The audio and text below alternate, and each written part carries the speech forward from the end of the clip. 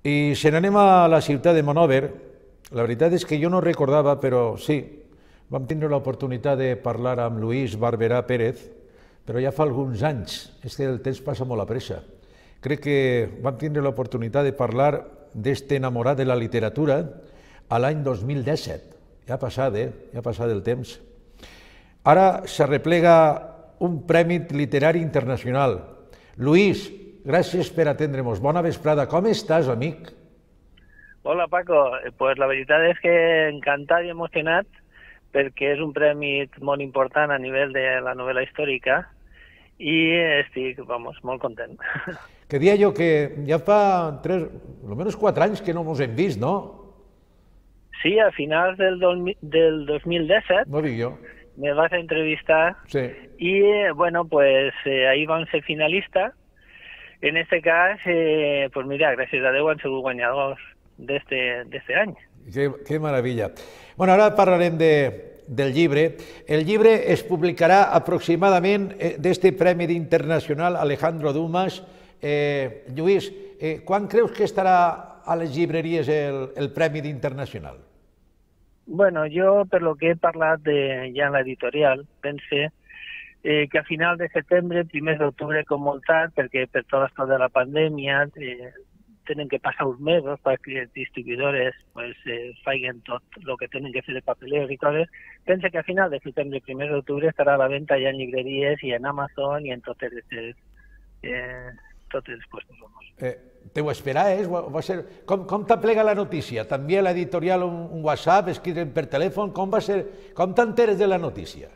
Pues me van quitar per teléfono la semana pasada, creo que va a ser el dijous o el divendres, y m'ho van dir, bueno, no sabía si sentarme, si alzarme, no sabía no sabía qué fer. Me va agarrar d'improvis, no m'ho guardava i, bueno, pues una gran alegria a partir d'aquest moment, sí. Escolta, estem parlant d'un premi internacional, no és moco de pavo. M'imagino que participarien de tot el món, obres literàries de tot tipus, no? Sí, bueno, la veritat és que el fet que estiga jo tan content per este premi és precisament perquè, segons l'editorial, ha sigut l'any que més obres s'han presentat, van ser 224, crec, i de 25 països. O sigui que la veritat és que el premi, a part de la seva importància que té, la participació va ser molt elevada. Ahí tenim en el ròtol, escriptor Lluís Barberà rep un nou premi literari. Ahí falta posar internacional, per a que tot el món ho tingui clar. Lluís, des de Monòver a tot el món, no? Perquè, vamos, està no solament per a tu, sinó també per a la ciutat d'Azorín, no? Per al teu volgut Monòver. Què el conta la gent quan el veu pel carrer? Bueno, la veritat és que tots són felicitacions, les mateixes autoritats me van cridar, al dia següent, crec que va ser, i moltes associacions culturals, també de Monòver, me van cridar dient que, bueno, era un gust que el nom de Monòver apareixerà per ahí. Jo encantadíssim de servir al meu poble, la veritat. Bueno, al meu poble, a la província i al país, a tot. Escolta, quantes publicacions tens amb esta, quantes en tens ja posades en la societat, Lluís? Bueno, lo que són novel·les històriques realment són dos. La primera que vaig escriure, que era el Visigodo, i esta, que és Omeyas, que en el seu dia el que vaig pretendre va ser donar a conèixer un poquet la història del país, perquè a voltes ens cada barbaritat per ahí, que vaig dir, anem a escriure un poquet sobre això, i han sigut un èxit. La primera, en 2 mesos, estava en tercera edició, i està, mira, el premi que ha recibit, i bueno, ja te dic, se poden llegir com si foren una continuació una d'altra, però se poden també llegir distintament. És a dir, la meva idea va ser escriure unes novel·les que tingueren un poquet d'espassos de lo que va ser formar la península ibèrica, en aquest cas. I aquests dos són les novel·les, com a tal, novel·les històriques que tinc escrites. Omeya, aquest és el gran premi, Omeya, de Lluís Barberà Pérez. Jo no vull que mos contes res, Lluís, amic, no vull que mos contes res, però si tingueres que fer un pròlogo de lo que és Omeya, com definiries este premi internacional? Què és Omeya, Lluís? Bueno, pues vaig a intentar dir-te poquetes paraules, però perquè se queden així els lectors, futurs lectors, pensant o aguardant-la, que la base de la novel·la és la història d'Abderramán I, Bien. el primer emir independent del califato abbasí en este cas.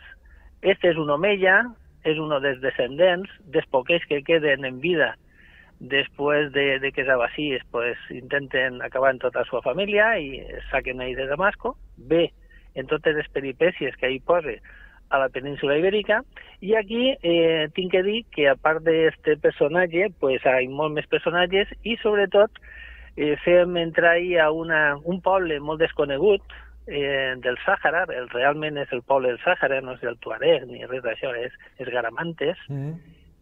Fem també aparèixer els maios o els romanis que després se converteixen en els vikingos i deixa caure que saque la figura d'un rei Astur, que és en aquest cas Fuela I el Cruel, que jo crec que està al final de la novel·la i crec que serà molt interessant per tots els lectors.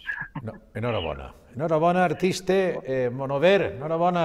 Gràcies. Escolta, el premi és econòmic o és representatiu? Té un premi econòmic?